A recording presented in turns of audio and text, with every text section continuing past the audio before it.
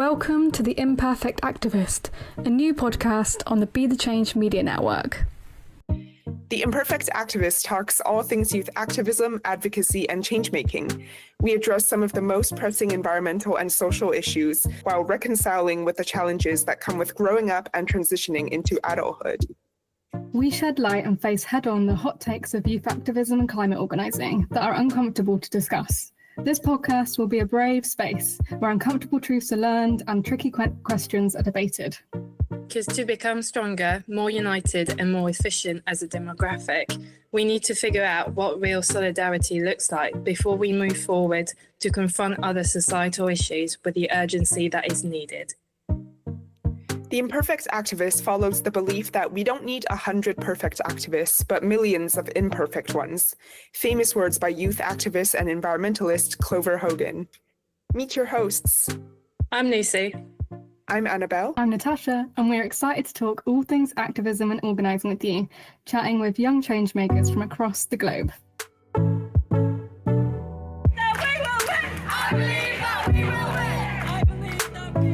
We don't need 100 perfect activists, but millions of imperfect ones. Young people, well, we're the future. We've got everything to fight for. In this episode of The Imperfect Activist, we zoom in on what it means to make change where you are, from grassroots organising in Devon, UK, to youth-led movements like Green New Deal Rising. We explore how local action can connect to the bigger fights for climate justice and political transformation. Youth campaigner Holly Gillett joins us to share her journey, from community campaigns to standing for local council to challenging national parties on their climate failures. Together, we unpack what it looks like to bridge protests and politics, and why small local wins matter in the context of global crises. Because being an activist isn't about having all the answers, it's about showing up, experimenting, and growing movements within our communities, even when the politics feel stacked against us. So hey, join me to have a chat with my friend Holly as we talk about all things organising in Devon on a local level and how it affects us as young people on the big stage in the fight for climate justice. Yeah, welcome Holly, welcome to the pod. So great to have you here. How are you? Good. Thank you for having me. I'm very honoured. Yeah, okay, we're going to just kick it off. We're going to launch into it. So, it would be great if you could tell us a little bit about you, a bit about who you are, what you do, and how you first got involved in campaigning. Yeah, of course. So I'm Holly, with pronouns of she, her. I have been involved in campaigning now for, I think, just over 2 years. I'm 20 now. I got involved when I was 18, so I spent 18 years of my life very, very kind of uninvolved in politics, and then listened to a Pod Save the UK episode and kind of realised, because they were interviewing someone from JSO, and I realised if someone is willing to be arrested for what's happening in the world in terms of climate change, maybe it's a bit more serious than I realised. Kind of immediately joined a local Fridays for Future Exeter branch, and then the lovely Tash here posted something about Green New Deal Rising into that chat. I kind of immediately hopped over, and this was kind of my first climate group. 2 years later, I'm still here. I love it so much. It's a great community.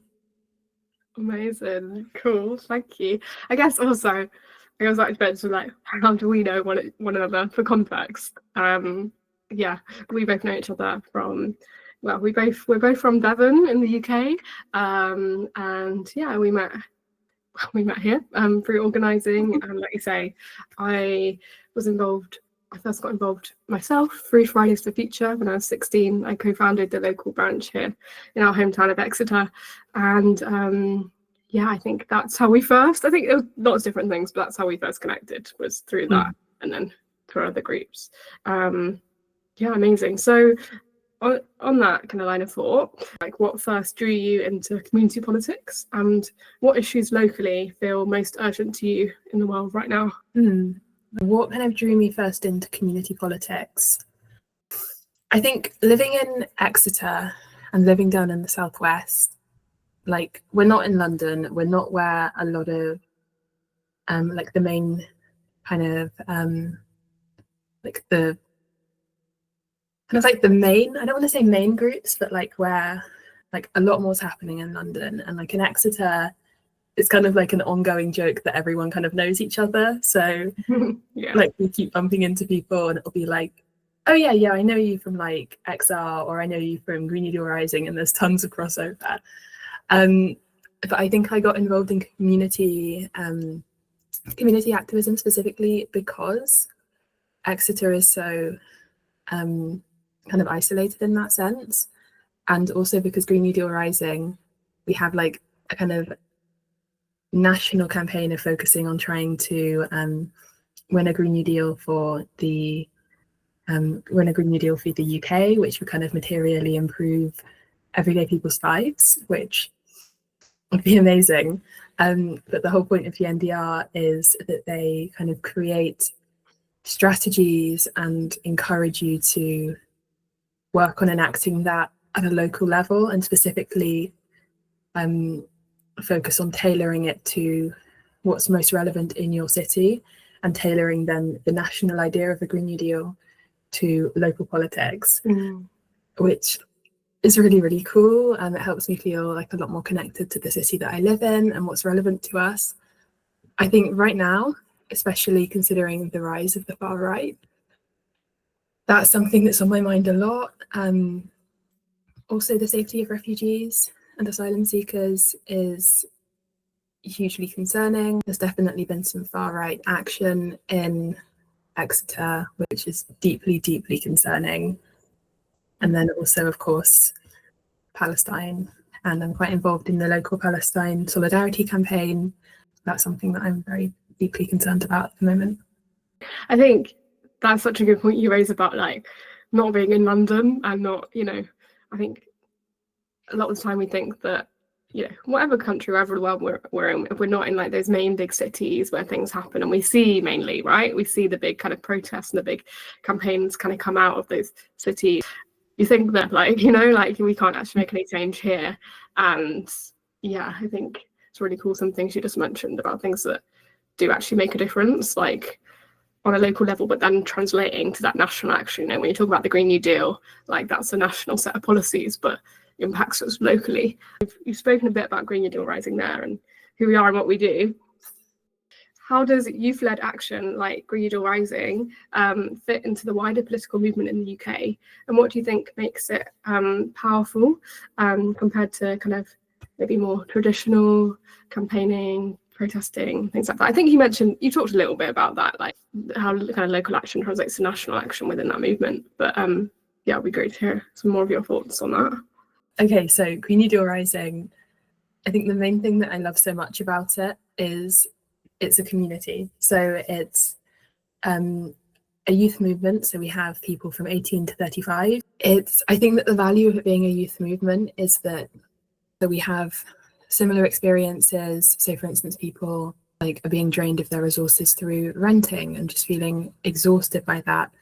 Other people are looking at a job market in which they just aren't feeling a lot of hope, or they aren't feeling very inspired, or it's not even really working for them. And I think the value of it being a youth movement is just that you get to kind of come together with people who know what it's like to be a young person in the UK. Like they know what it's like. They know how it feels to have just had, I think it's 14 years of Tory rule, and then have a Labour government where really, like, what's changed? It's not much different, especially now, like becoming even more kind of they're pandering to the far right, and kind of being able to get together in such an inclusive space as well. Like kind of a big shout out to the summer gathering that I just went to. It hasn't happened for the past couple of years because the general election got called last year, but every year roughly 100 people get together and we go to, it's like a woodland campground somewhere central in the UK, and everyone comes together, and it's about kind of, we did loads of organising workshops. We had an amazing disco. We were tricked into doing the cha-cha slide and the Macarena, which was incredible. very, very nostalgic. But I think there's just so much value in being with people that have such similar experiences to you, and just being in such like a welcoming and nurturing and nourishing community. You really explained that well, because I used the words traditional campaigning externalized in that question, and I think it is, we use traditional campaigning tactics, but I feel like Green New Deal Rising feels different at the moment because so many different young people are coming together and all these kind of intersectional issues that, you know, we need to address in the fight for climate justice. So you recently stood to be local councillor in Devon. Yeah, could you tell us a bit about that and the process, why you did that, and just a bit maybe about how kind of running to be that kind of traditional kind of role in politics? How did that teach you about the relationship between activism kind of outside the system and then like making change from within it?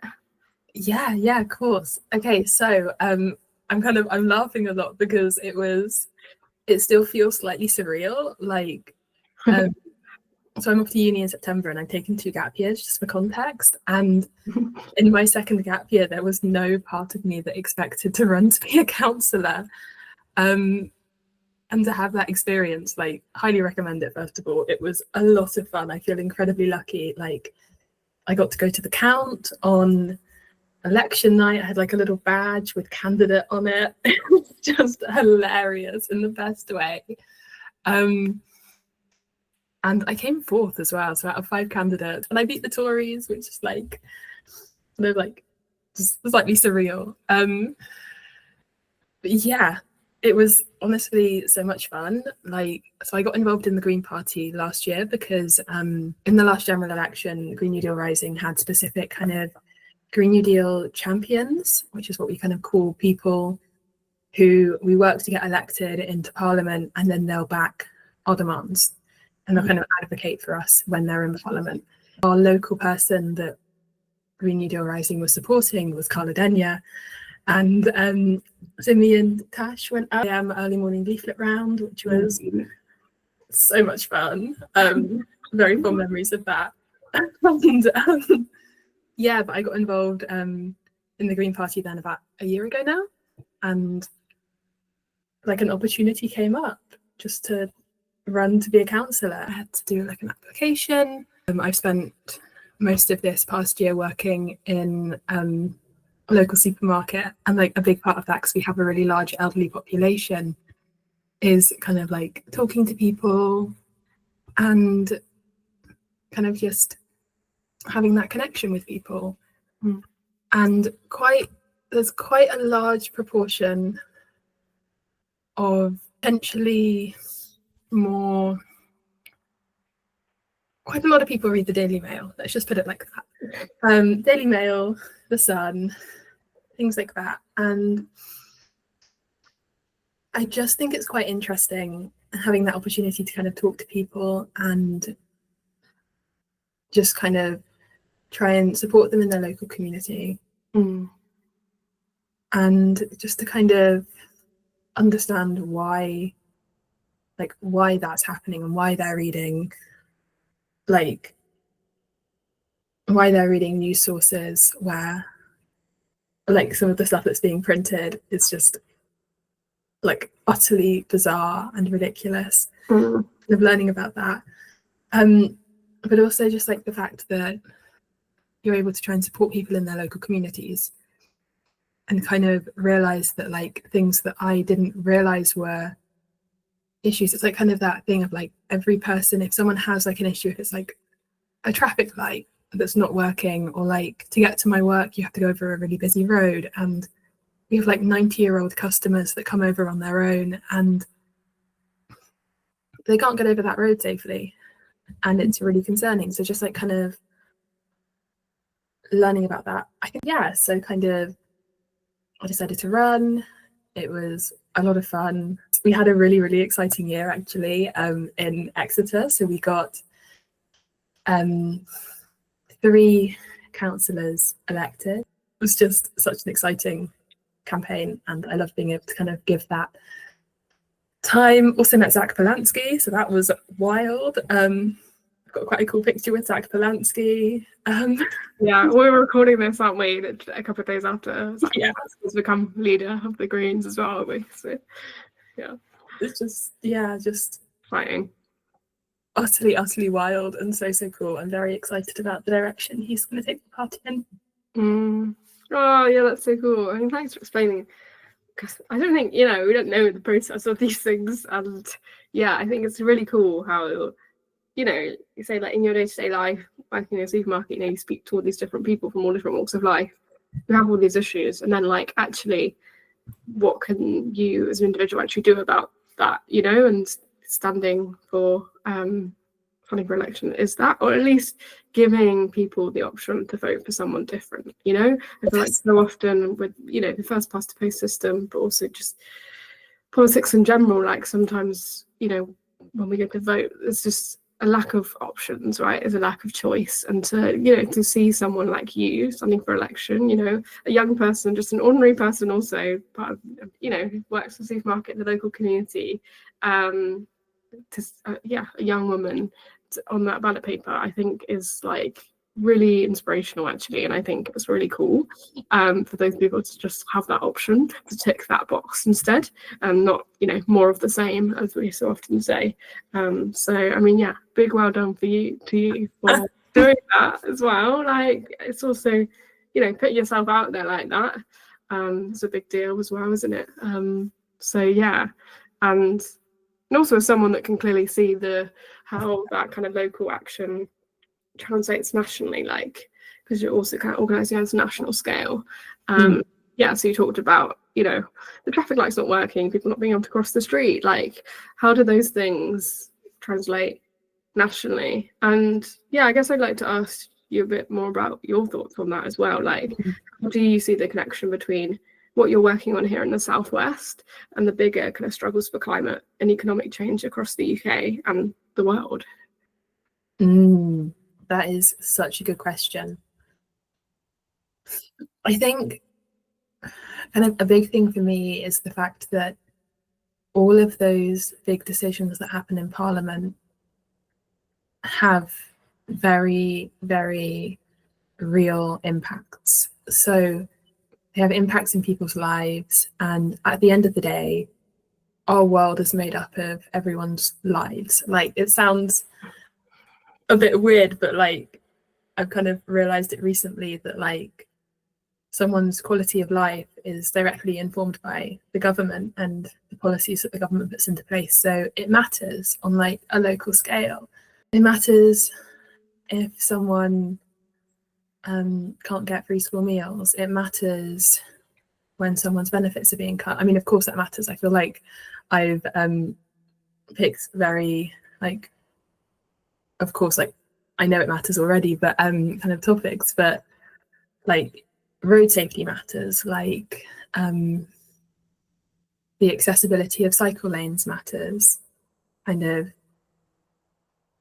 the absence of third spaces matter. That's like a big thing for me at the moment, because like as a young person in my early 20s, I'm like, there aren't a lot of third spaces open in the evening unless I want to go to a pub, which like, sure, sometimes I want to do that, but sometimes I don't want to go to a pub. I'd like to go to like an evening cafe, but where are the evening cafes? They all close at like 3 or 4. So our quality of life is so important. So like in Exeter, for instance, we have quite a high homeless population because we're like one of the big cities in quite a rural area. Devon's pretty rural. Exeter's got a fair amount of infrastructure, and there just isn't enough provision. There just really isn't, and you're seeing the same people year after year without homes, without safety, without security. And kind of coming back to that thing of like, just because we're not in like London or like Manchester or Edinburgh or like a big city, like it all still happens, and it all still matters and should all inform kind of national policy.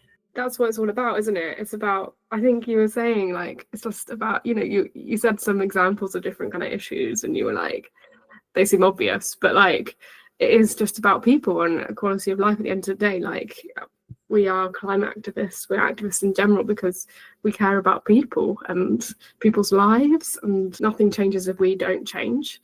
And that thing of like, yeah, you're totally right, and all those decisions that happen in Parliament, they affect us. I've been thinking a lot about a few people that few colleagues in the Be the Change Media Network, which our podcast is a part of, are involved in the My Life, My Say movement. Don't know if you've heard of them. Like young people, politics, and just having a voice in politics, and lowering the voting age to 16, which actually happened recently, which was brilliant. And they have a catchphrase that says, I think I've got it on a sticker somewhere. It's like, if you don't do politics, politics will do you. It's so true though. Yeah, I think maybe that's just what we're saying here, right? Like, yeah, like if you're not gonna, you know, put your name on the ballot paper, if you're not going to put yourself in the room with the politicians or whatever it may be, you know, there's those different forms of activism. Like, yeah, nothing changes if we don't change. And yeah, all of those things are factors that happen in Parliament, but they trickle down to us on a local level. With all the challenges, you know, that we talked about, these really cheery things, you know, climate action, austerity, political gridlock.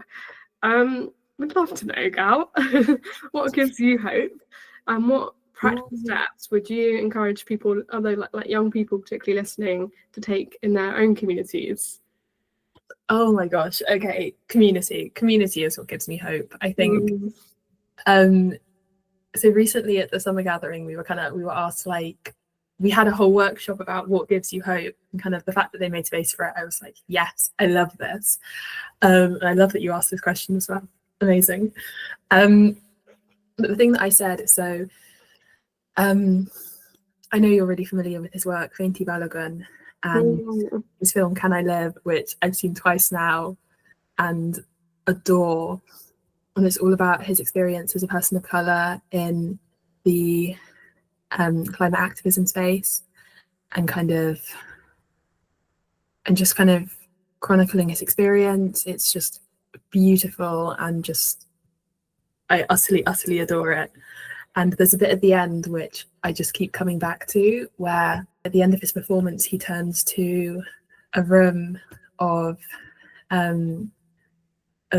just a small fraction of the number of incredible charities that exist in the UK, and people stand up and they say a bit about each group. And I remember after watching it, I was just like on my phone, just like scribbling down all of the names so that I could look into it, because like I just love community organizing. I love like the fact that these groups exist and that people come together and they just do stuff and they look out for people. And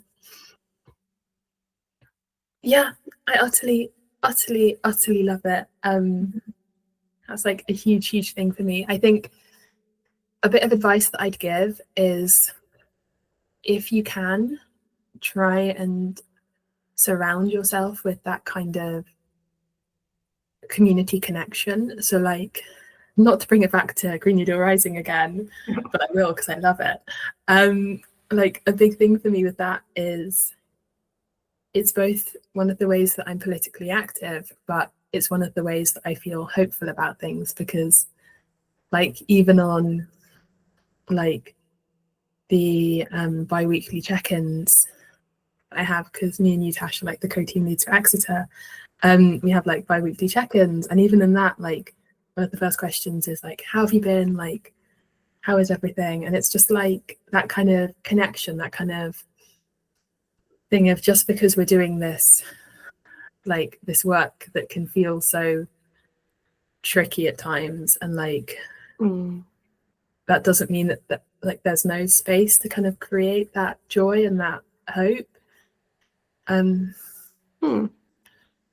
Yeah, and then like you said, I think that joy comes and that hope comes from community a lot of the time, doesn't it? Like connecting with people and your neighbours and stuff like that. Like that's powerful. And that's something I think about. Actually, now I think about it, I'm kind of thinking about Harry Potter, which I don't like to think about Harry Potter on the best of days. Like, what does Harry say to Voldemort? This is such a bad reference.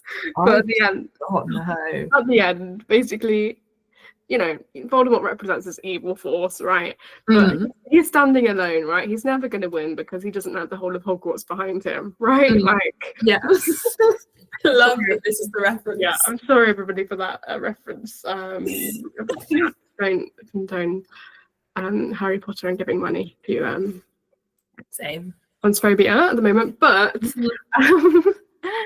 I think what we're trying to say here is just like, yeah, that community is powerful, but it's also like on a personal level really needed. It gives you that kind of hope, because it's a lot the world right now, but also we win together, we win united.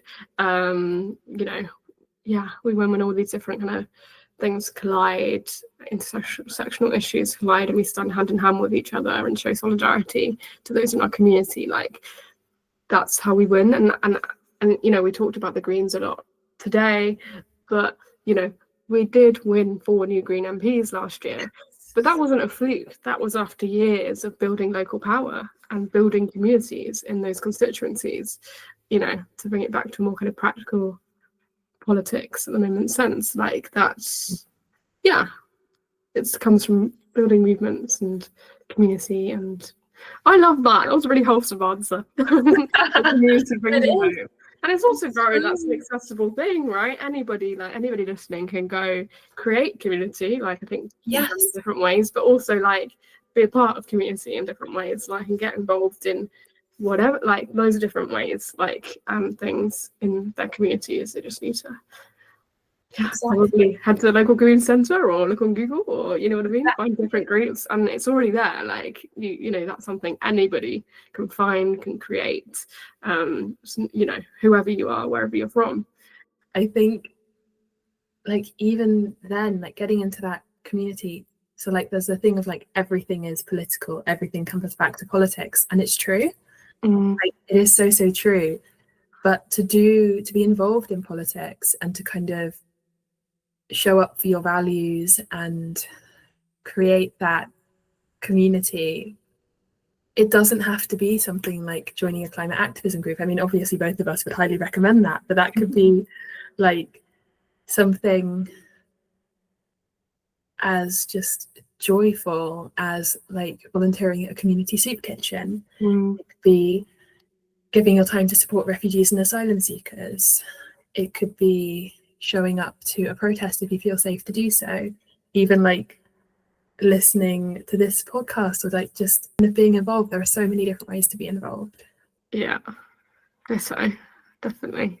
To wrap it up then, I'd like to just end it on basically we're talking a lot about, to everybody who comes on here, is that, yeah, this podcast is called The Imperfect Activist. It's kind of inspired by Clover Hogan, who's a youth activist who founded the movement Force of Nature.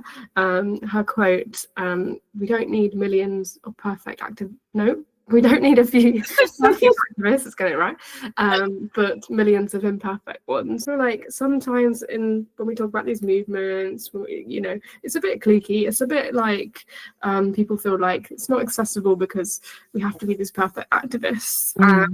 I think I've been kind of, I've done that before, that kind of line of thinking of I'm not doing enough, I'm not perfect, I do all of these things, but it's not good enough because I do these things as well, like in my life, things that maybe I can't change, or, you know, to give a tangible answer, I don't know, like, not recycling everything or something like that, and like then I'm, you know, why am I even calling myself an activist if I, you know, didn't recycle this one plastic bottle one time? Like, yeah, we're just trying to kind of create more space to just say like everybody can be an activist, and like you say, we just said, haven't we, like anybody can get involved in organising and community and stuff like that. But I'd love to ask you, what does being an imperfect activist mean to you, and how have you kind of lived that in your own journey?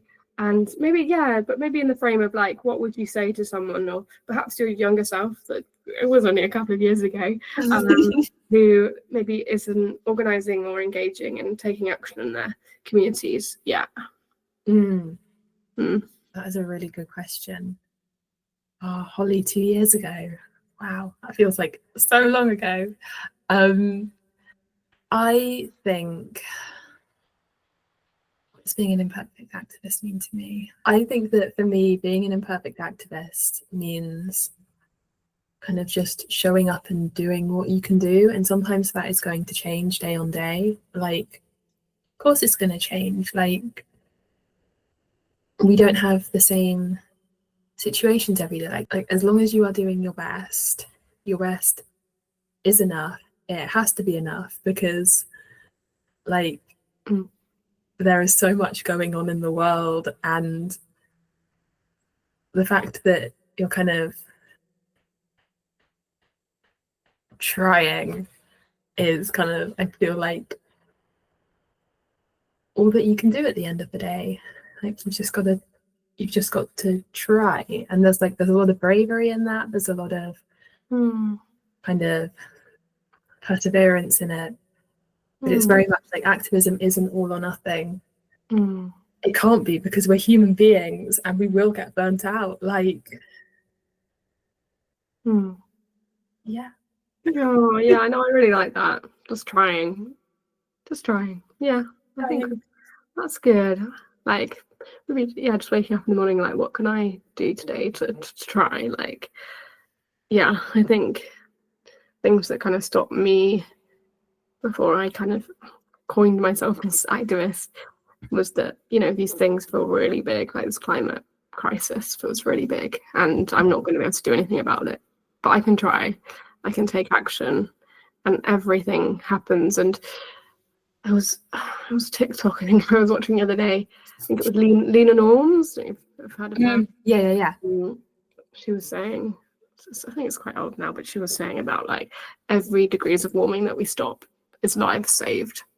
Like every little thing we do at this crucial point in time, like I hate to say it and doom and gloom, but makes a difference. Like everything, you know. And yeah, like even just like, you know, you gave the example of like in a soup kitchen, you know, getting a hot food inside someone's belly, like, you know, like that makes a difference. Like that's all, you know what I mean? And yeah, I mean, and I think in turn it helps you as well, right? Like for me, like, you know, I'm not doom scrolling, I'm not at home, you know, kind of getting this really bad mental state, because doing something really helps me with that personally. So yeah, whatever that may be, I like that. Let's just try, and let's try together. Let's build community. I think that was the theme of today. Think global, act local. Hey, it all ties together. Amazing. Thank you so much for listening to our first podcast of The Imperfect Activist. We'll be releasing episodes every other Friday, and you can get them wherever you get your podcasts through the Be the Change Media Network. You can also find us on Instagram at theimperfectactivist.podcast and on LinkedIn. Be sure to check out all the other amazing podcasts by young people on the Be the Change Media Network. Until next time, bye!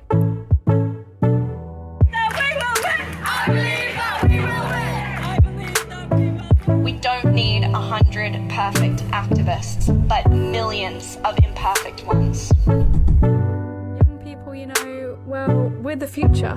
We've got everything to fight for.